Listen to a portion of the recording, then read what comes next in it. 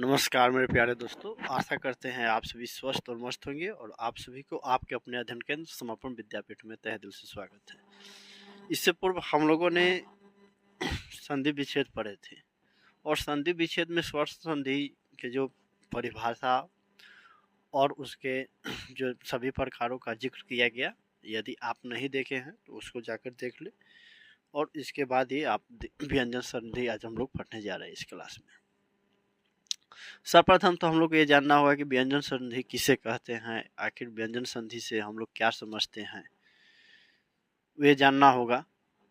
और व्यंजन संधि से जानने से पहले आपने वर्ण व्यंजन वर्णमाला नहीं पढ़े हैं तो उसको भी देख लीजिएगा, क्योंकि उसे मिलते जुलते आ रहे हैं प्रश्न, और प्रश्न आएंगे मतलब उसी पर बेसिस क्या बोलते हैं कंसेप्ट है, तो आपको थोड़ा सा सहूलियत होगा समझने में। बाकी तो आप स्वतंत्र हैं जैसे आप समझ रहे हैं।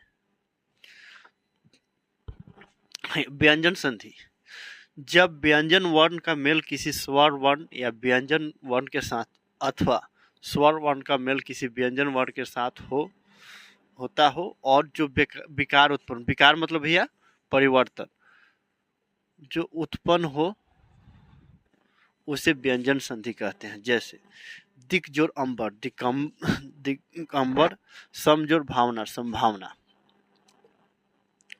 और यहाँ पर देखिए स्वर कह रहा है स्वर प्लस व्यंजन बराबर क्या होगा, व्यंजन या व्यंजन प्लस जोड़, आप इसको कह सकते स्वर व्यंजन या व्यंजन जोड़ व्यंजन व्यंजन। उसके बाद ये भी कह सकते हैं स्वर जोड़ स्वर, तो स्वर होगा। तो यहाँ पर जो विकार जो उत्पन्न हो रहा है व्यंजन नहीं हो रहा है सब।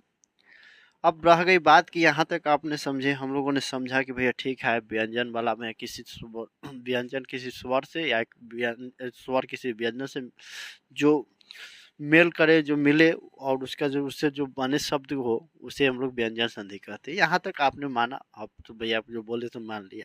लेकिन अब रह गई बात कि इसका भी तो कुछ नियम होंगे, कायदे होंगे। जैसे गाड़ी हम लोग लेते हैं तो रोड पर चलने का एक तरीका होता है ना भाई, कि लेफ्ट में चलना है या राइट में चलना है, उसका एक सिग्नल आता है कि रेड पर रुकना है या ग्रीन पर रुकना है। तमाम तरह की अपना सिंबल ट्रैफिक नियमों का पालन करना पड़ता है। उसी के अंतर्गत हम लोग चलते हैं। वहाँ पर भी लिखा है सावधानी हटे दुर्घटना घटी। तो कहने का अभिप्राय है कि जो सब विषय वस्तु का अपना एक नियम कायदे होते हैं, शर्त एवं नियम लागू होते हैं, तो उसी का हम लोग अनुपालन करते हुए पढ़ेंगे समझेंगे। देखिए तो यहाँ तक समझे संभावना। नियम का प्रथम नियम कह रहा है क्या, जब किसी वर्ग के पहला वर्ण क च ट त प का मिलन किसी वर्ग के तीसरे या चौथे वर्ण से या य र ल व ह से या किसी स्वर से होता हो तो क का परिवर्तन हो जाता है भैया ग में, च का परिवर्तन हो जाएगा ज में, ट का परिवर्तन हो जाएगा ड में, त का द में और प का ब में बदल दिया जाता है। अर्थात कवर्ग, चवर्ग, टवर्ग, तवर्ग, पवर्ग में पहले वर्ग का तृतीय वर्ग में परिवर्तन हो जाता है। अर्थात कवर्ग कहने का मतलब भैया कि क ख ग घ घ अंग, च छ चवर्ग, टवर्ग वैसे ही हो गया, पवर्ग प फ ब भ म व त थ द द। ये जान रहे नहीं, इतना तो आपसे उम्मीद किया जा सकता है। ये हो गया। अब रह गई बात कि ये तो हो गया क यहाँ पर परिवर्तन हो गया ग में, च परिवर्तन हो गया ज में, ट परिवर्तन हो गया भैया ड में, त हो गया भैया द में, प हो गया ब में। अब रह गई बात कि इसका उदाहरण हमको तो समझाइए भैया। उदाहरण नहीं समझे तो बिल्कुल आपको समझाया जा रहा है। उदाहरण देखिएगा, जैसे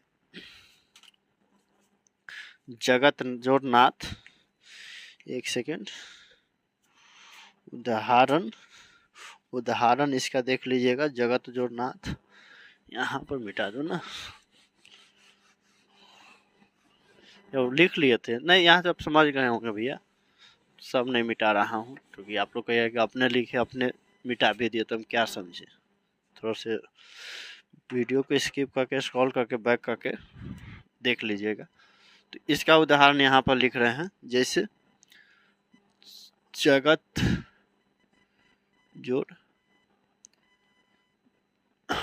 जोड़ आनंद,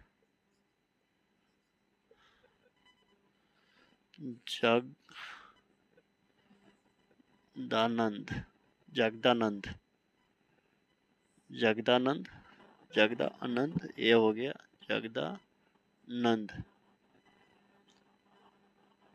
जगदानंद हो गया। जगत जो आनंद जगदानंद हो गया, और वाक को जो में तृतीय में परिवर्तन हो जाएगा। जैसे यहाँ पर भी देखिए ना, क का क्या हो रहा है, ग में परिवर्तन हो रहा है ना, सम का भाव संभावना। तो ये तो है जैसे कि तैसे रहा है, एज इट इज, जैसे था वैसे ही रह रहा है। और भी इसका देखिएगा, सट दूरदर्शन, सट दर्शन, सन्मार्ग, तो ये पंचम वाला में देखिएगा। तो इस तरह के होता है, जैसे हम क्या बोलते हैं, दिग्जोड़ भर्म, दिग्भर्म,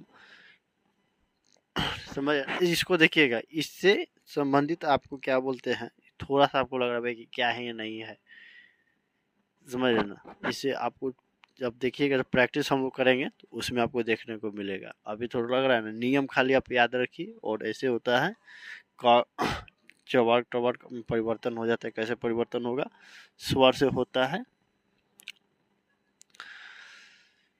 या इसका उदाहरण दिग्भर्म हो गया, दिगंबर हो गया, आपका हो गया जगत जोड़ आनंद, जगदानंद हो गया। और जगत जोड़ इस जगदीश, जगत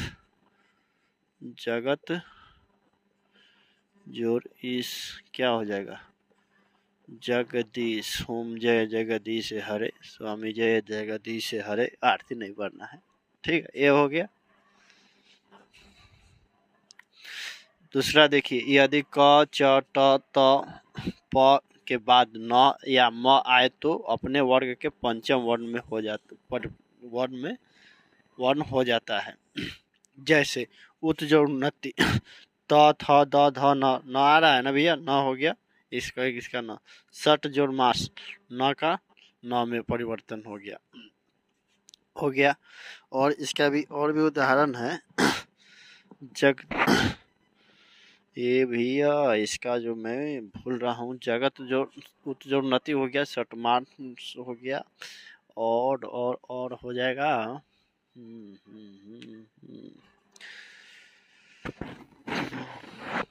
वाकमय, वाका जो मैं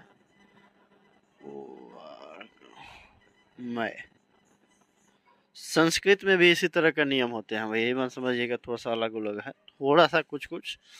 और तृतीया क्या कह रहा है, यदि म के बाद कोई स्पर्श व्यंजन, उसमें व्यंजन इसे पढ़े थे ना, आए तो म का अनुस्वार या बाद वाले वर्ण का पंचम वर्ण में परिवर्तन हो जाता है। जैसे अहम जोड़कार, अहंकार हो गया ना, ये अहंकार अनुस्वार में, या ये हो गया, ऐसे भी लिखते हैं। समजोड़गम, संगम हो गया, अहंकार हो गया। तो मैं समझता हूँ इससे संबंधित आपको जो भी मतलब लग रहा होगा, भ्रांति थोड़ा सा दूर हुआ होगा। लेकिन अभी भी आपको नहीं समझ में आया होगा, मैं बात समझ रहा हूँ। जब तक ले अभ्यास नहीं कीजिएगा, एक एक चीज़ को नहीं कीजिएगा, समझिएगा, तो आपको लगेगा भाई कुछ नहीं। इससे मिलते जुलते जो प्रश्न आए हैं प्रीवियस ईयर का, उसको आप अपने से बनाने का प्रयत्न करें, ठीक है। बिहार बोर्ड के अंतर्गत बनाया जा रहा है ये, आप स्पेशली जो बात समझे ना, ये आपको लग रहा होगा भाई कि क्या ही है, कहीं कहीं रहता है, कुछ स्टेट बोर्ड का रहता है, बिहार बोर्ड परीक्षा समिति। इसको आप लोग नोट डाउन कर लीजिए।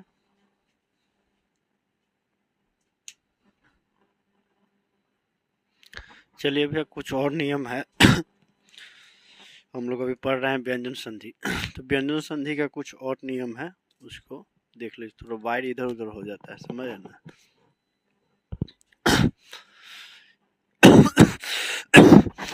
अभी ठंडा का प्रकोप है थोड़ा बहुत।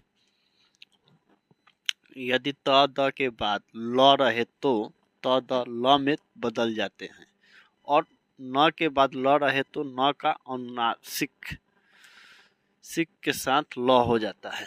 जैसे उत्जोलास, तो उल्लास है, यहाँ पर त है ल है, तो क्या हुआ, त द के बाद ल रहे तो त द के ल में बदल जाते हैं, तो ल में बदल गया ना, तो अल आधा ल हो गया। वही महान जो लाभ, महान लाभ क्या हो गया, न के बाद है, न के बाद ल रहे तो न के बाद ल रहे तो न का अनुनासिक हो जाता है, तो अनुनासिक ऊपर हो गया, महान लाभ। अनुनासिक के साथ ल हो जाता है, अनुनासिक भी हो गया और ल भी हो गया। तो ये बात समझ रहे हैं। देखिए थोड़ा सा आपको लग रहा है ना भाई कि क्या पढ़ा रहे हैं मैथ की तरह, थोड़ा कुछ नहीं समझ में रहा है, थोड़ा सा पेशेंस के साथ इसको समझना पड़ता है, समझे। मुझे भी समझने में समय लगा। पांचवा नियम क्या कर रहा है, यदि वर्गों के अंतिम वर्णों को छोड़ शेष वर्णों के बाद ह आए तो, मतलब क्या कर रहा है, क वर्ग इस सब के वर्ण, सभी वर्ण को छोड़कर एक से लेकर चौथा तक वर्णों के अंतिम वर्णों को छोड़ शेष वर्णों के बाद, मतलब अंग हो गया, य हो गया, न हो गया, न हो गया, ये प फ ब भ म म हो गया, इस सब को छोड़कर ह आए तो ह पूर्ण वर्ग के वर्ग का चतुर्थ वर्ण हो जाता है, और ह के पूर्व वाला वर्ण अपने वर्ग का तृतीय हो जाता है। ह का तृतीय हो जाएगा, मतलब पूर्व वाला क्या कर रहा है, ये सब आए, इस सब को छोड़कर के बाद ह आए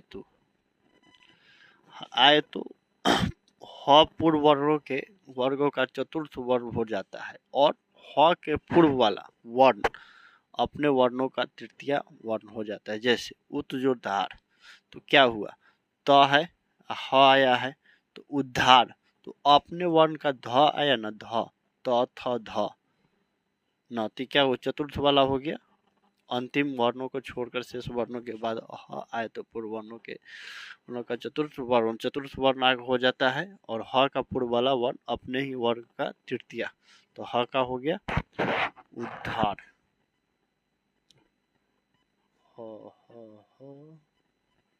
उद्धार, ध,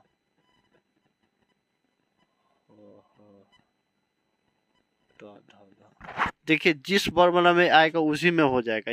त ध ध आया, अपने ही वर्ण का तृतीय हो गया, तृतीय और चतुर्थी हो जा रहा है, चतुर्थ वर्ण और तृतीय होगा। त के बाद थ ध ध न, न आया पंचम हुआ, न को छोड़ देना है।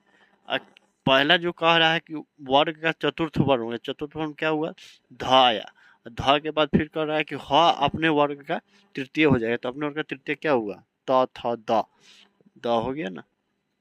उत जो हत, उद्धत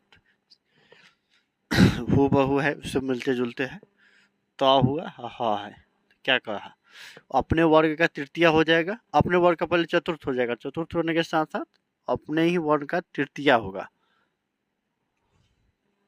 वही छठा नंबर नियम क्या कर रहा है, हर्ष स्वर के बाद छ हो तो छ के पहले च जुड़ जाता है। छ हो तो हर्ष स्वर के बाद छ हो तो छ के पहले च हलंत जुड़ जाता है। ये हलंत है, ये आधा होता है, और जाता है दीर्घ स्वर के बाद छ होने पर यह विकल्प से होता है। या हर स्वर के बाद छ होता है तो च मतलब च हलंत जुड़ जाएगा, लेकिन वही दीर्घ स्वर के बाद रहेगा तो उसमें अपना विकल्प के साथ होता है। जैसे परिजोड़ छेद, तो क्या हुआ, स्वार्थ संधि है तो परिच्छेद छ हलंत जुट गया। साला छादन, और भी इसके उदाहरण होंगे। देखिए ये थोड़ा सा है ना, ये 6 नंबर 7 नंबर कहीं कहीं आगे प्रतियोगिता परीक्षा में का प्रयोग ज़्यादा होता है। और बिहार बोर्ड सब में रहते करते हैं, स्टेट बोर्ड वाला में तो ऑप्शनल रहता है, इसको छोड़कर आप दूसरा में बना सकते हैं, ये भी बात समझ लीजिएगा। यहाँ आपको महारत हासिल नहीं करना है संधि विच्छेद पर, थोड़ा थोड़ा सबको कलेक्ट कर कर आगे आपको एग्जामिनेशन देना है। देखिए 7 नंबर नियम क्या कह रहा है, सकार और त्वर्ग का, सकार और चवर्ग के योग में सकार और चवर्ग तथा सकार और टवर्ग के योग में सकार आए और टवर्ग हो जाता है। ये क्या आपको नहीं समझ में आया होगा, सकार और टवर्ग का सकार, सकार ये वाला, और टवर्ग का सकार, और चवर्ग के योग में सकार और चवर्ग तथा सकार और टवर्ग के योग में सकार और टवर्ग हो जाता है। जैसे रामस जो सेते, रामस चेते, यह क्या हुआ, स हलंत जो स आया, इसमें सत जो चित्त, सचित त और च आ रहा है ना, महत्व जो ना, त जो न, महनाकर, दृष्टता स आ रहा है, त आ रहा है, तो दृष्टता। ये थोड़ा सा आपको लग रहा है कि नहीं समझ में, सकार क्या कह रहा है, इसका व्याकरण है, थोड़ा बहुत आपको समझना पड़ेगा।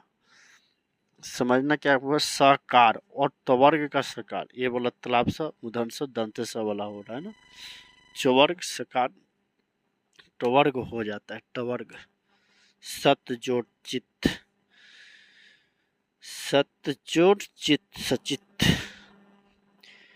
दृष्टता, दृष्टता, सहलन, त का टवर्ग हो जा रहा है, त की जगह पर ट हो जा रहा है ना, त आया तो त का टवर्ग हो जा रहा है ना, यहाँ पर टिका है ना, टवर्ग टवर्ग टवर्ग हो जाता है।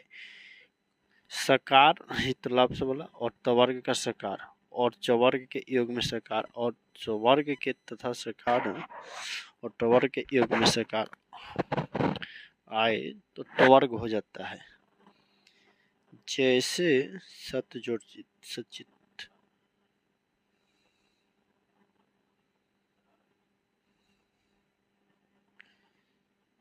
टवर्ग हो गया, रामश्चिते, दृष्टता। अब यही है, इससे और आपको जैसे आप अभ्यास कीजिएगा ना उसके बाद ही समझ में आएगा। थोड़ा सा ये ध्यान देने वाला है, थोड़ा सा डिफिकल्ट है। मैथ की तरह फार्मूला आप समझ गए तो क्वेश्चन बन गया, नहीं समझिएगा तो नहीं बन पाएगा। यही है संधि विच्छेद। संधि विच्छेद अलग हो जाता है, संधि अलग हो जाता है, बात समझ है ना। इसको आप लोग कहीं नोट डाउन करते हैं तो कर लीजिए। अब इसके बाद हम लोग विसर्ग संधि पढ़ लेंगे और इसको हटाइए। थोड़ा सा लग रहा है माथा हौच पौच हो जाएगा, आपको लग रहा है भाई। कुछ नहीं, पेशेंस के साथ पढ़िएगा, समझ में आएगा, ऐसा बात नहीं है। पढ़ना तो है ना, पाठ्यक्रम में है तो इसको नोट डाउन कर लीजिए और मुझे याद दीजिए। मिलते हैं अगले क्लास में। जय हिंद, जय भारत।